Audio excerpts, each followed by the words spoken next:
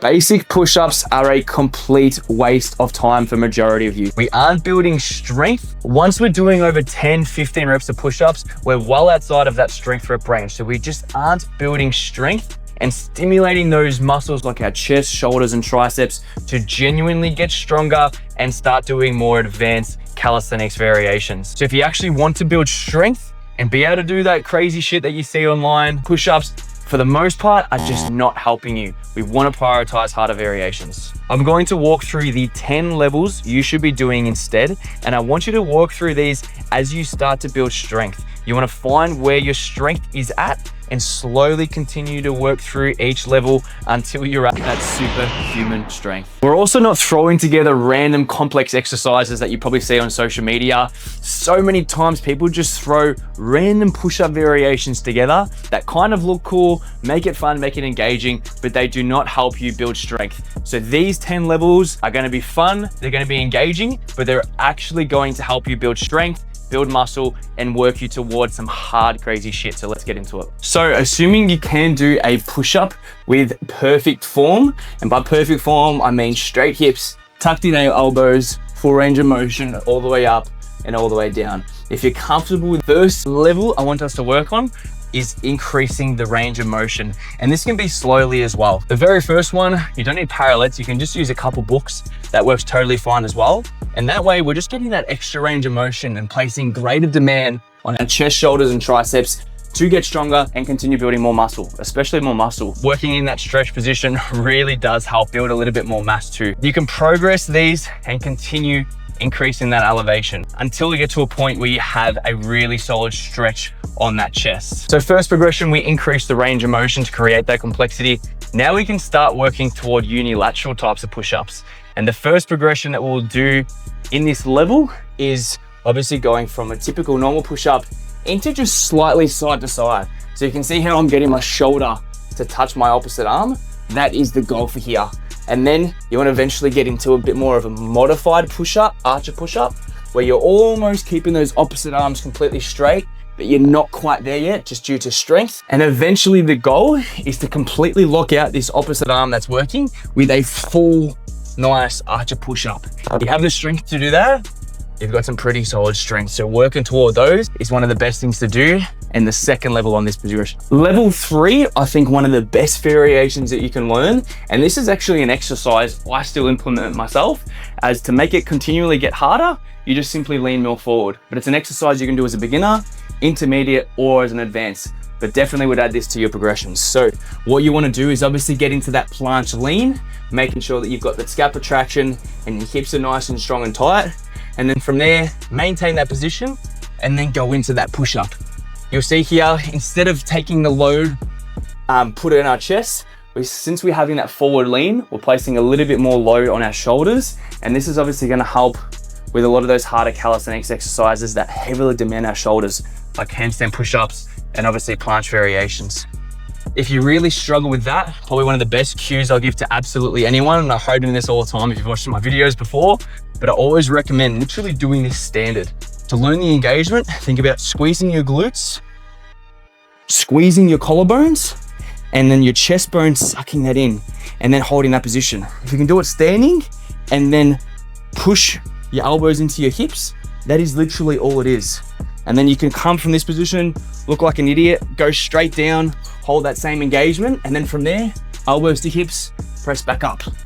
That is literally all it is. And if you can master that, just continue leaning further and further forward with the right form, and that strength is gonna absolutely skyrocket. So make sure you're working in the lower rep ranges too for these, and almost all variations, but particularly this one. Level 4, and once again, if you follow me, you know how much I hone in on this skill, and I'm not gonna go into too much detail, but it is the pike push-up. And I think the pike push-up is the most important calisthenics skill that you learn in your first year. And I'm not even joking. You have to make sure that you do have really clean form and your elbows stay over your wrists. That way we're actually making sure we're building up those shoulders, because if you do it like this, you're building up absolutely next to fuck all. Not gonna lie. So working toward that is your absolute top priority in this level, obviously. However, If it does take time and you can't simply do this, it's just too hard for you, you're dropping down, it's incredibly difficult to get with perfect form. Completely understand that. What you can do is start in a bit more of a push-up position.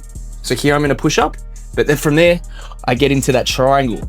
And then you go into a pike push-up from there.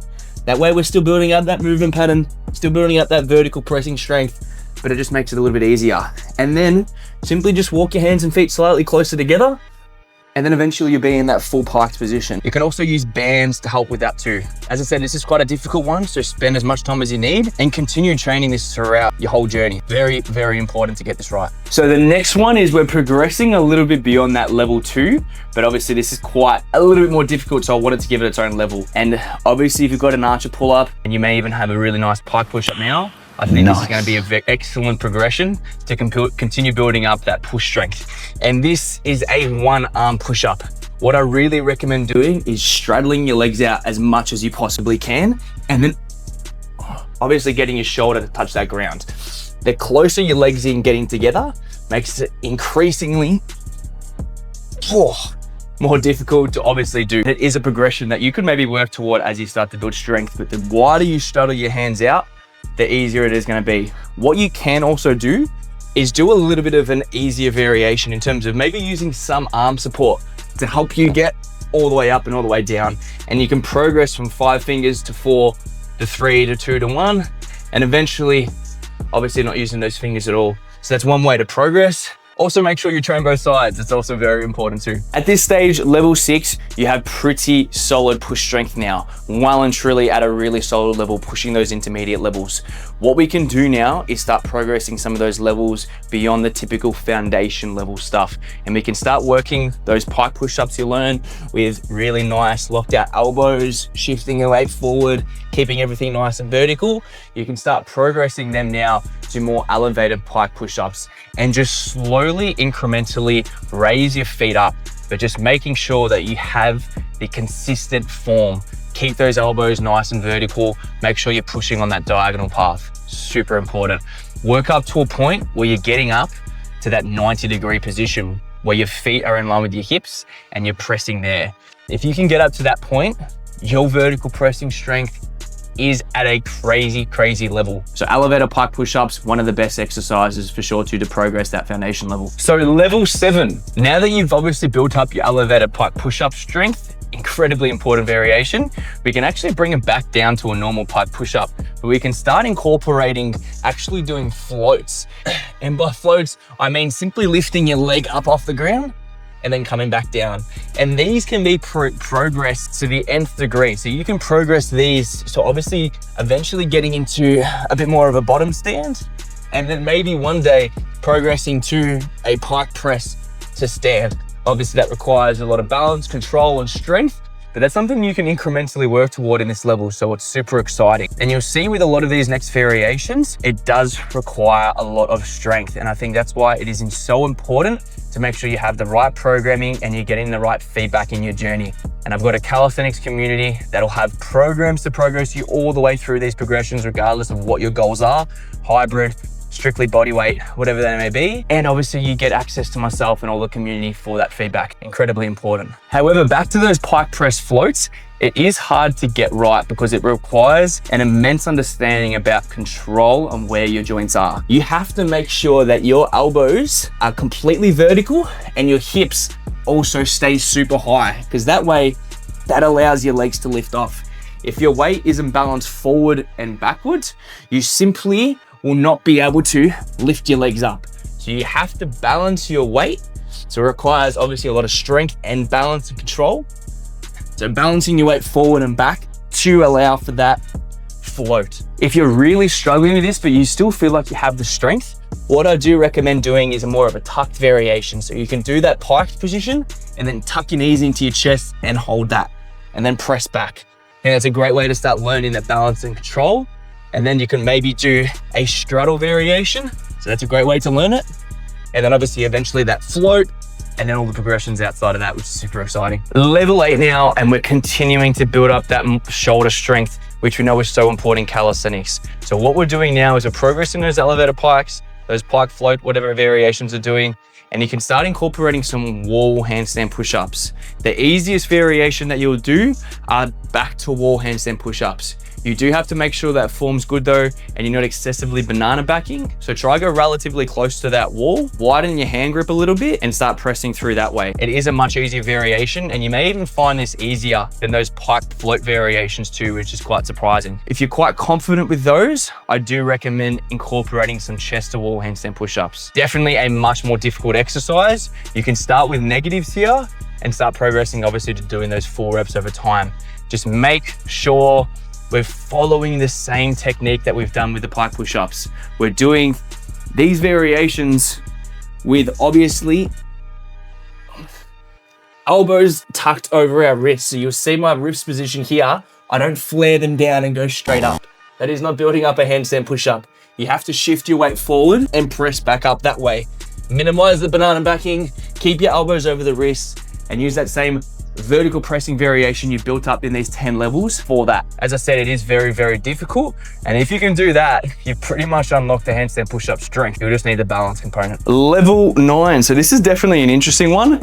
It is quite difficult, but for this, you'll see here, you don't actually need any equipment whatsoever. That's the joy of calisthenics. You can utilize everything at home. However, with this variation, we're wanting to learn tuck planche push-ups. So using that same movement pattern that you use with those pseudo planche push-ups, but now we're doing it in a tuck planche variation. So the form in this does take time to get right, but you do want to make sure that you are keeping your upper back rounded, and after each rep, you are going back into that scap protraction. Incredibly difficult, but what I do recommend to progress these, and you can start incorporating these now regardless of where exactly you're at, is using banded planche variation. So you can use a band underneath the pull-up bar and work through those planche push-ups that way. Excellent way to incorporate the movement, but just please making sure you are getting back into that scap protraction.